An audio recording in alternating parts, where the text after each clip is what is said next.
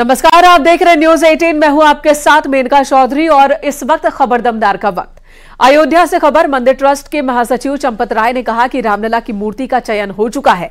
चंपत राय ने यह बड़ी जानकारी दी है। श्यामल रंग के पत्थर की है मूर्ति। चंपत राय ने एक हिंट जरूर दिया है कि श्यामल रंग के पत्थर की मूर्ति है, यानी कि श्याम रंग की मूर्ति होगी रामलला की। 5 साल के बालक की तरह खड़ी मूर्ति है। चंपत राय ने यह जानकारी दी है। 3 मूर्तिकारों ने 3 अलग अलग मूर्तियां बनाई है। एक मूर्ति को प्रभु की प्रेरणा से स्वीकार किया गया है, लेकिन सभी मूर्तियां हमारे पास ही रहेंगी। चंपत राय ने यह जानकारी भी दी है कि जो 3 मूर्ति तैयार की गई है, उन्हीं में से एक मूर्ति का चयन किया गया है प्राण प्रतिष्ठा के लिए। बाकी 2 मूर्तियों का भी इस्तेमाल होगा। मूर्ति की प्रतिष्ठा पूजा विधि 16 जनवरी को होगी। आसन पर 18 जनवरी के दोपहर स्थापित होगी। वहीं मूर्ति लगभग 1.5 टन के वजन की है, श्यामल रंग की है। ये 2 महत्वपूर्ण जानकारी चंपत राय ने दी है। दरअसल बीते कुछ दिनों से रामलला की मूर्ति को लेकर अलग अलग तस्वीरें सोशल मीडिया पर वायरल हो रही हैं और दावे हो रहे हैं कि यही वो मूर्ति है जिसकी प्राण प्रतिष्ठा होनी है। लेकिन अब चंपत राय ने उन सभी अफवाहों पर विराम लगाते हुए 2 बहुत महत्वपूर्ण जानकारी दी है। पहली जानकारी यह है कि श्याम रंग की यह मूर्ति है, ना कि सफेद रंग की, जैसा कि सोशल मीडिया पर बीते 2 दिनों से वायरल है। 1.5 टन की वजन की यह मूर्ति है। 5 साल के बालक का स्वरूप है और खड़ी है यह मूर्ति, जिसकी ऊंचाई 51 इंच है। सूत्रों के मुताबिक मूर्तिकार अरुण योगीराज की ही मूर्ति फाइनल हुई है। अरुण योगीराज जो कि साउथ से आते हैं, उनकी मूर्ति, जिनकी तारीफ, अरुण योगीराज की तारीफ प्रधानमंत्री नरेंद्र मोदी भी कर चुके हैं। अरुण योगीराज ही वो शख्स हैं जिन्होंने पीएम को एक बार एक मूर्ति भेंट स्वरूप दी थी। ऐसी प्रतिमा तैयार हो गई है। आपने पढ़ लिया होगा, 3 मूर्तिकारों ने 3 अलग अलग पत्थरों पर मूर्ति बनाई। उसमें से एक मूर्ति को प्रभु प्रेरणा से स्वीकार कर लिया गया। सभी मूर्तियां हमारे पास रहेंगी। सबने बहुत तन्मयता से काम किया है, सबका सम्मान होगा। ये मूर्ति लगभग, अगर पैर की उंगली से विचार करें तो आंख की भौं, ललाट, ये 51 इंच ऊंची है। इसके ऊपर थोड़ा मस्तक, थोड़ा मुकुट, थोड़ा आभा मंडल। मूर्ति की प्रतिष्ठा, इसकी पूजा विधि ये 16 जनवरी से प्रारंभ होगी। हरदोई से बड़ी खबर। जर्जर पुल की स्लैब धंसने से हादसा हुआ। पुल से गुजर रहा एक ट्रक नीचे गिर गया। कई गांवों का आवागमन बाधित हो गया। बिलग्राम थाना क्षेत्र के गनियापुर का यह मामला है, जहां पर पुल से गुजर रहा था एक ट्रक, तभी पुल समेत यह ट्रक नीचे गिरा है। तस्वीरें देखिए। यह पुल पहले से ही जर्जर था और जैसे ही ट्रक इसके ऊपर से गुजरा, पुल ट्रक का वजन सह नहीं सका और धराशायी हो गया। अब इस पुल के टूट जाने की वजह से दर्जनों गांव हैं वो प्रभावित हुए हैं। इन गांवों के बीच का संपर्क टूट गया है।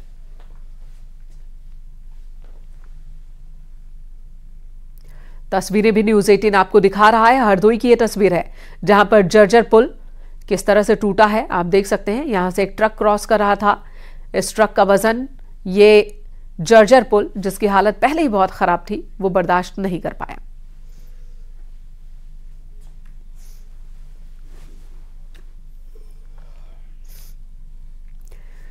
बरेली में पुलिस और पशु तस्करों के बीच मुठभेड़ हुई है, जिसमें 5 पशु तस्करों को पुलिस ने गिरफ्तार किया। 2 तस्कर गोली लगने से जख्मी हुए, जिन्हें इलाज के लिए अस्पताल में भर्ती करवाया गया। ये सभी लंबे समय से पशु तस्करी कर रहे थे। इनका पुराना आपराधिक इतिहास भी है। सभी आरोपियों पर 20-25 मुकदमे दर्ज हैं। दिनांक 4 जनवरी 2023 को रात्रि 11 बजे थाना नवाबगंज पुलिस टीम द्वारा एक शातिर भैंस चोरों के गिरोह के 5 सदस्यों को बाद मुठभेड़ गिरफ्तार करने में सफलता प्राप्त की गई है, जिनके संदर्भ में मुकदमा अपराध संख्या 644/23 थाना नवाबगंज में पंजीकृत है। इन अभियुक्तों के पोजीशन से एक इको गाड़ी, 2 तमंचे 315 बोर, 8 जिंदा कारतूस तथा 2 खोखा कारतूस बरामद हुए हैं। इन सभी से गहनता से पूछताछ की जा रही है। इनके संदर्भ में इनसे गहनता से पूछताछ की जा रही है। शीघ्र ही उनकी भी गिरफ्तारी की जाएगी। सभी अभियुक्त गणों को माननीय न्यायालय की परीक्षा में प्रेषित किया जाएगा। इधर कानपुर देहात में पुलिस ने एक बदमाश को एनकाउंटर के बाद गिरफ्तार किया। बदमाश गोकशी का आरोपी है, जिस पर 3 जनवरी को केस दर्ज हुआ था। देर रात आरोपी गुड्डू उर्फ सफीक को मुखबिर की सूचना पर पुलिस ने एनकाउंटर के बाद गिरफ्तार किया। एक तमंचा भी रखा गया था, जिसको लेकर वह भागने लगा और जब पुलिस द्वारा उसको रोकने का प्रयास किया गया तो उसने पुलिस टीम पे फायरिंग की। फायरिंग के से पुलिस टीम में हेड कांस्टेबल सुभाष चंद्र के हाथ में हल्की चोट आई और अपने बचाव में पुलिस टीम के द्वारा भी फायर किया गया, जिससे अभियुक्त के बाएं पैर में गोली लगी। तत्काल ही हेड कांस्टेबल सुभाष और अभियुक्त को प्राथमिक उपचार हेतु CHC पुखराया भेजा गया तथा आगे इसमें विधिक कार्रवाई कराई जा रही है तथा नियमानुसार आवश्यक कराने के उपरांत अभियुक्त को जिला न्यायालय कानपुर देहात भेजा जाएगा। इधर कासगंज में पुलिस टीम पर जानलेवा हमला हुआ और 4 आरोपियों को पुलिस ने इस मामले में गिरफ्तार किया है। एक आरोपी पर 25,000 रुपए का इनाम भी रखा गया था। मामले में फरार चल रहे 3 आरोपी पर भी 25,000 रुपए के इनाम है। मामले में पुलिस ने 14 नामजद और 5 अज्ञात लोगों के खिलाफ केस दर्ज किया है। थाना सिकंदरपुर वैश्य क्षेत्र के गांव नगला नरपत का ये मामला है।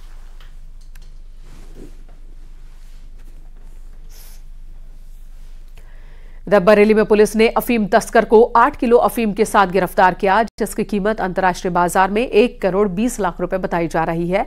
आरोपी तस्कर झारखंड से अफीम की खेप बरेली पहुंचाने आया था, जिसे नारकोटिक्स टीम ने गिरफ्तार किया। थाना बारादरी इलाके में आरोपी की गिरफ्तारी हुई।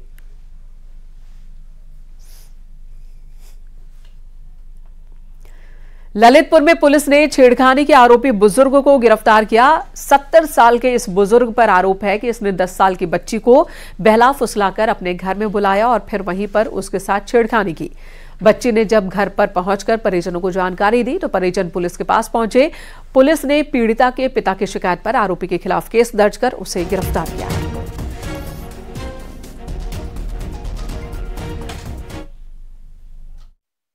आज दिनांक 4/1/2024 को थाना बार के एक गांव से लिखित सूचना प्राप्त हुई थी कि एक 70 वर्षीय व्यक्ति है, जिसके द्वारा एक नाबालिग बच्ची के साथ छेड़छाड़ की घटना कारित की गई है। लिखित सूचना के आधार पर तत्काल अभियुक्त थाने पर अभियुक्त पंजीकृत किया गया है और जो आरोपी व्यक्ति है उसको गिरफ्तार कर लिया गया है। आवश्यक वैधानिक कार्रवाई की जा रही है।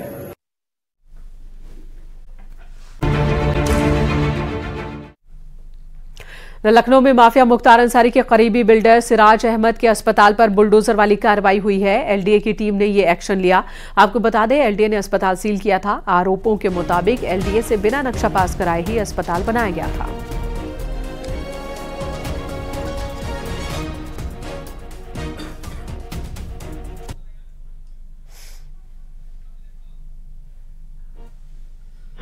तीन तस्वीरें आपके सामने हैं जहां पर माफिया का किला किस तरह से मिट्टी में मिला, ये हम आपको दिखा रहे हैं। बुलडोजर एक्शन हुआ है। इससे पहले सील कर दिया गया था इस हॉस्पिटल को और आज इस पर बुलडोजर एक्शन हुआ। उन सभी हिस्सों को तोड़ दिया गया है जो अवैध रूप से बनाए गए थे। शामली में पुलिस ने चोरी हुए ट्रैक्टर ट्रॉला का सनसनीखेज खुलासा किया। पुलिस ने चोरी के 8 आरोपियों को गिरफ्तार कर जेल भेजा है। आरोपियों के पास से चोरी का काटा गया ट्रैक्टर ट्रॉला, काटने के औजार बरामद हुए। 26 दिसंबर का यह मामला है जब थाना भवन थाना क्षेत्र के शुगर मिल गेट से ट्रैक्टर की चोरी हुई थी।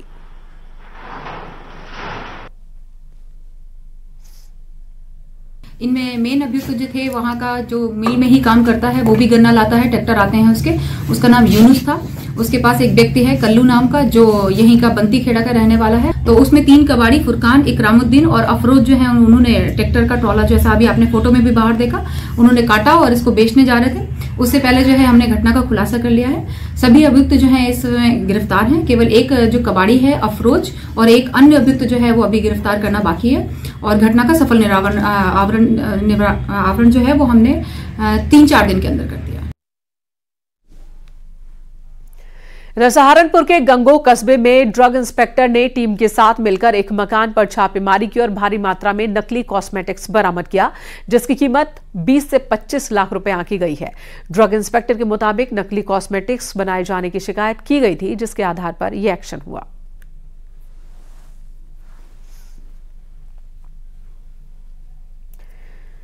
खबर उन्नाव से, जहां पर निर्माणाधीन मकान का छज्जा गिरा, मलबे में 4 मजदूर दबकर जख्मी हो गए। घायलों को अस्पताल में भर्ती करवाया गया। हसनगंज कोतवाली क्षेत्र के मूसेपुर का यह मामला है।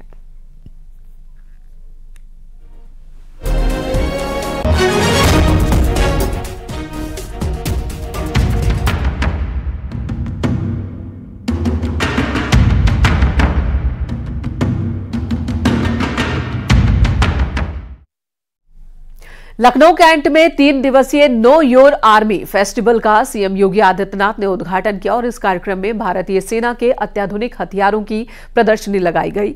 इस दौरान सीएम योगी सेना के जवानों के साथ हाईटेक हथियारों का निरीक्षण करते नजर आए। सीएम योगी सेना के टैंक पर भी नजर आए, वहीं मशीन गन वैन पर बैठकर जवानों का मनोबल बढ़ाते दिखे। इसके अलावा सीएम योगी आदित्यनाथ ने मशीन गन से निशाना साधा। इस दौरान सीएम योगी ने सेना के शौर्य और पराक्रम की सराहना की। फेस्टिवल में सेना के जवानों ने करतब दिखाए और अपने शौर्य का प्रदर्शन किया।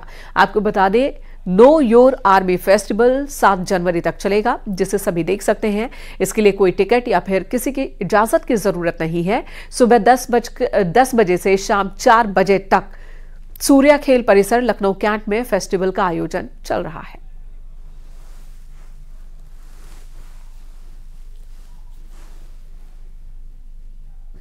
वीरों ने अपने शौर्य और पराक्रम से देश की सुरक्षा करते हुए प्रदेश का गौरव भी बढ़ाया है। प्रदेश सरकार सेवारत सैनिकों और सेवा से निवृत्त सैनिकों और वीर नारियों के कल्याण के लिए पूरी प्रतिबद्धता के साथ कार्य कर रही है। देश की सीमाओं की रक्षा करने में अपने प्राणों की आहुति देने प्रदेश सरकार अपनी ओर से 50 लाख रुपए की अनुग्रह राशि और परिवार के एक सदस्य को सरकारी नौकरी देने की व्यवस्था भी करती है।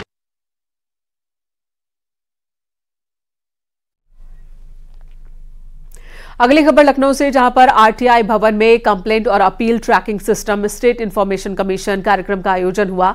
इस कार्यक्रम में मुख्यमंत्री योगी आदित्यनाथ ने शिरकत की। सीएम योगी ने सॉफ्टवेयर और मोबाइल ऐप का शुभारंभ किया है। सीएम योगी ने कहा 45 दिन के भीतर ही समाधान हो जाएगा। इस ऐप के जरिए लोग अपनी शिकायतें, अपनी कंप्लेंट दर्ज करा सकेंगे सीधे।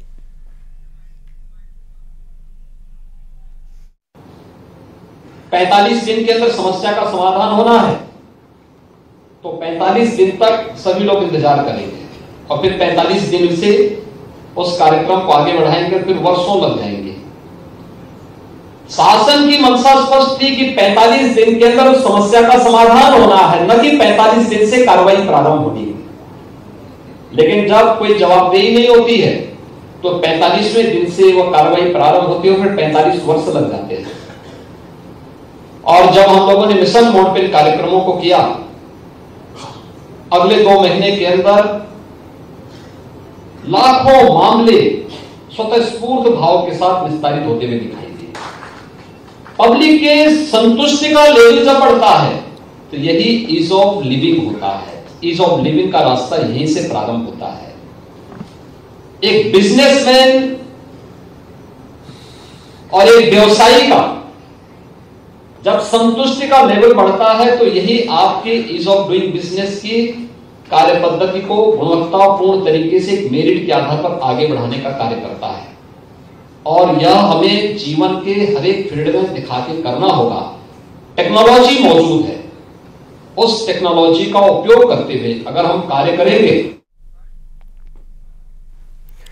इधर सीएए को लेकर एसपी सांसद शफीकुर रहमान बर्क का कहना है कि इसे लागू करने से देश के हालात खराब हो जाएंगे, नफरत की आग फैलेगी, देश को नुकसान होगा। वहीं मौलाना शहाबुद्दीन रिजवी ने बर्क के बयान पर पलटवार किया और कहा कि ऐसा कुछ नहीं है, देश के मुसलमानों को इस कानून से कोई नुकसान नहीं होगा, कुछ लोग बस वोटों की खातिर गुमराह कर रहे हैं। देखिए, ये तो प्रोपेगेंडा है इनका, इससे फायदा पहुंचने की बजाय आप देखेंगे कि हालात मुल्क के और खराब होंगे इससे, और इससे लोगों में मोहब्बत की फिजा पैदा नहीं होगी। और देखो, देश को चलाने के लिए नफरत नहीं होनी चाहिए, देश को चलाने के लिए मोहब्बत होनी चाहिए। जहां तक मैंने इसका मुसव्वदे का अध्ययन किया है और पढ़ा है, तो इस कानून में कहीं भी मुसलमानों की शरीयत या नागरिकता के छीनने की कोई बात नहीं की गई है। यह कानून दरअसल उन लोगों के लिए है जो लोग अफगानिस्तान, पाकिस्तान, बांग्लादेश, श्रीलंका, बर्मा से यहां पर आए, तो ये बयान उनका गुमराह कुन है और मुसलमानों को डराने और धमकाने वाला है। तो मैं वाज़ेह कर देना चाहता हूं कि इस कानून से डरने की, खौफजदा होने की जरूरत नहीं है। मैनपुर में कारगिल शहीद ओमपाल सिंह की मूर्ति का अनावरण होना और इसके लिए पहुंची सांसद डिंपल यादव ने प्राण प्रतिष्ठा में जाने को लेकर एक बड़ा बयान दिया है। उन्होंने कहा कि जब भगवान बुलाते हैं तभी मंदिर जाया जाता है। हमारे हिंदू धर्म में यही बात कही गई है, भगवान जब बुलाएंगे जरूर जाएंगे। साथ ही उन्होंने कहा कि हम मन से भगवान राम के साथ हैं और जो राम राम कर रहे हैं उन्हें अपने आप से पूछना चाहिए कि क्या वो राम के आदर्श संस्कारों को अपने जीवन में उतार पाए हैं। ऐसा कुछ नेता कोई उत्तर प्रदेश के मुख्यमंत्री कोई भी रहता है, जब भगवान बुलाते हैं तब दरबार में जाया जाता है, ये सबको बात पता है। हमारे हिंदू धर्म में यही बात कही गई है, जब बुलावा लगता है तभी आप दर्शन करने के पहुंचते हैं। तो जब हमारा बुलावा लगेगा तो हम वहाँ पहुँच जाएंगे। हम तो मन से भगवान राम जी के साथ हैं। मैंने पहले भी बोला था कि हम सबको भगवान जो राम और उनके आदर्शों को अपने जीवन में उतारना है और उनके मार्ग पे चलना है। तो जो राम जो कर रहे हैं उनको अपने आप से पूछना चाहिए कि क्या वो भगवान राम के जो आदर्श हैं, जो उनके संस्कार हैं, क्या वो उनको अपने जीवन में उतार पाए हैं कि नहीं उतार पाए हैं। अयोध्या के मांडवी धाम मड़ना में विशाल कंबल वितरण एवं प्रतिभा सम्मान समारोह का आयोजन हुआ। समारोह के मुख्य अतिथि श्री राम जन्मभूमि तीर्थ क्षेत्र ट्रस्ट महासचिव चंपत राय रहे। इस दौरान प्रदेश के लोक निर्माण मंत्री जितिन प्रसाद और जल शक्ति मंत्री स्वतंत्र देव सिंह भी मौजूद थे। वास्तविक सेवा भाव है। पंक्ति के अंतिम व्यक्ति को कम्बल वितरण करना, सेवा करना, बच्चों को साइकिल देना, ऐसे जरूरतमंद लोगों को आवश्यकता अनुसार उनको सिलाई मशीन भी वितरित करना, वास्तव में एक जो धर्म है जो सिखाता है हम सब लोगों को सेवा के क्षेत्र में बाबा के नाम। फिरोजाबाद में मंत्री जयवीर सिंह ने स्वामी प्रसाद मौर्य पर निशाना साधा। उन्होंने कहा कि स्वामी प्रसाद मौर्य मति भ्रम के शिकार हो चुके हैं। जयवीर सिंह ने स्वामी मौर्य को सिरफिरा व्यक्ति कहा है। ये इस तरह की बयानबाजी लगातार स्वामी प्रसाद जी कर रहे हैं जी। अब इस तरह के सिरफिरे लोगों के लिए उस पर कोई टिप्पणी करना मैं समझता हूँ कतई उचित नहीं है जी। जिनकी मत भंग हो गई हो, जिनकी अपनी क्या बताएं, जो सनातन के लिए गाली देने का काम कर रहा हो, आए दिन ऐसे लोगों के लिए ईश्वर से प्रार्थना है कि सद्बुद्धि दें। चलिए यहां रुकेंगे, एक ब्रेक के लिए खबरें जारी हैं।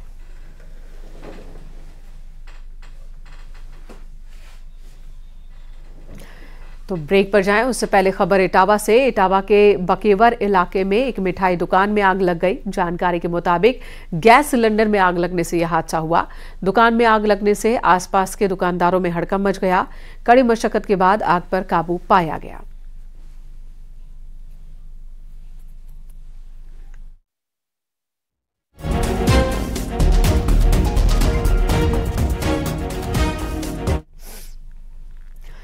इधर अमरोहा में तैनात महिला कांस्टेबल से दुष्कर्म का मामला सामने आया। आरोप है कि शादी का झांसा देकर दारोगा ने महिला कांस्टेबल के साथ दुष्कर्म किया। पीड़िता की तहरीर पर महिला थाने में मुकदमा दर्ज हुआ है।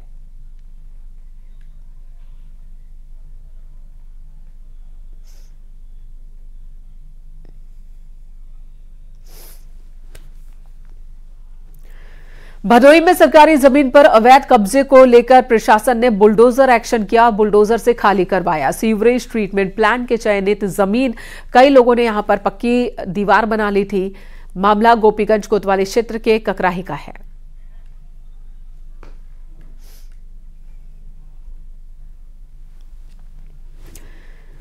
वाराणसी से खबर, जहां पर एएसआई सर्वे को लेकर के अब फैसला कल तक के लिए टल गया है। सर्वे रिपोर्ट पर 6 जनवरी को फैसला आएगा।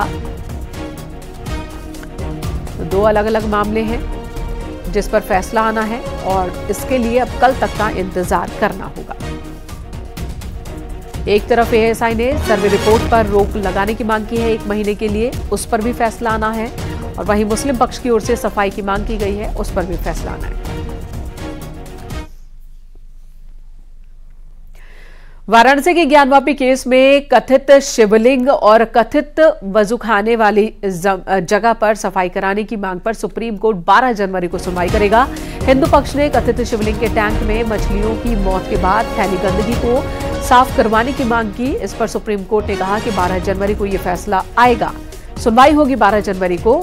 लिस्टेड हुआ है ये 12 जनवरी के लिए ये केस और उसी दिन सुनेंगे। हिंदू पक्ष की अर्जी में मांग की गई है कि सुप्रीम कोर्ट डीएम को आदेश दे कि टैंक की सफाई करवाई जाए। यहां रुकेंगे, एक ब्रेक के लिए खबरें जारी हैं।